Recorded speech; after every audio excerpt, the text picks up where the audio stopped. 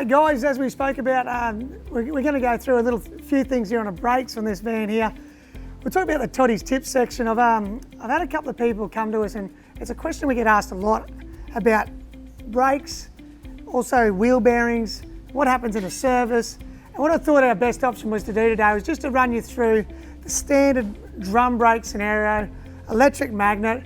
This one here is a 12-inch brake. They come in different sizes. You also got the 10-inch, which is a lot of the sort of, I would say, from your 750 kilos up to about your 2-ton mark. You'll see the 10 inches. Above that, a lot of the sort of chassis companies are running sort of the 12 inches work well. So what I wanted to run you through, a very, very simple scenario, but when we are servicing them, we want to make sure we go through, and if doing this at home, which we want to try and give you some tips to do, you're definitely going to make these things come apart, clean out. Sometimes we've got to come through and use a puller. Sometimes you'll have a situation where our brake drums actually catch onto the set of pads through here, so we've got to get a puller to get them off. This one here hasn't been too bad, but I thought I'd just show you that there.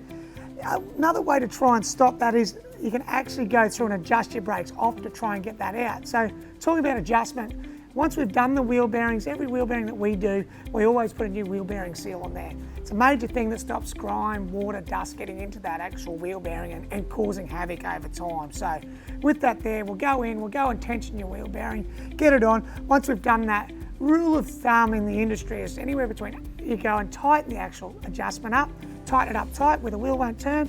Rule of thumb, go back 8 to 12 clicks. Variable on different vans on that sort of thing. Sometimes you'll have a scenario where a client might say to you, guys, it still feels a little bit warm and you've got it on those 10 clicks there. We've got to work with that.